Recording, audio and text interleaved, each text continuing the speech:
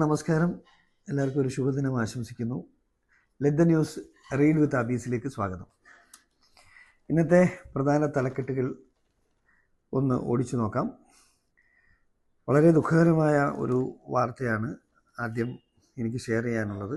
എല്ലാവർക്കും അറിയാവുന്ന പോലെ നമ്മുടെ ബാംഗ്ലൂർ വ്യവസായി ഡോക്ടർ CJ റോയി 57 വയസ്സ് ഇന്നലെ നിര്യാതനായി.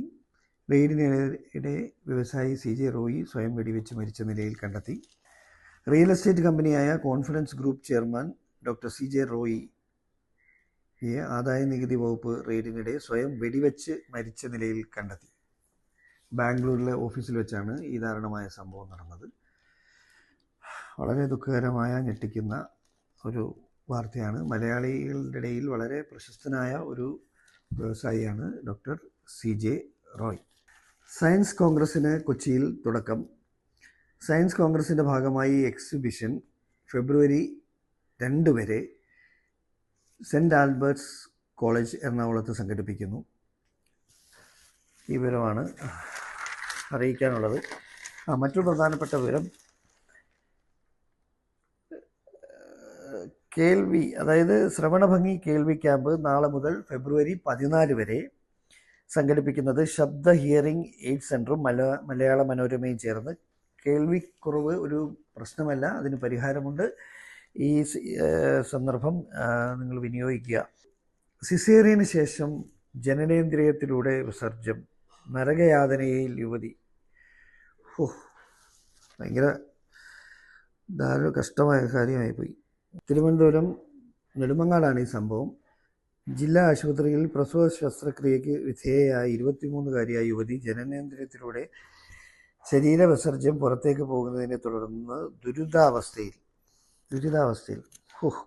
ഇതൊരു കഷ്ടമാണ്. ഇങ്ങനെയൊക്കെ അശ്രദ്ധ കൊണ്ട് സംഭവിച്ചതാകാം. ഇതിന് പരിഹാരമായി സ്റ്റോമ ബാഗ് വയറിന് പുറത്ത് ഘടിപ്പിച്ച് വിസർജ്യ വസ്തുക്കൾ പുറത്തെടുക്കുമെന്നായിരുന്നു ഡോക്ടർമാരുടെ നിർദ്ദേശം. കട്ടിള പൂജ, ജയറാമിനോട് SIT വിവരങ്ങൾ തേടി.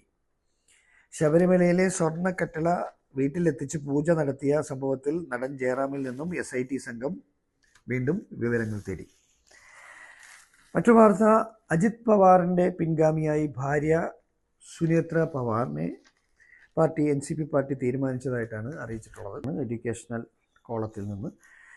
കുഫോസിൽ PG ഡിപ്ലോമ അപേക്ഷ 10 വരെ.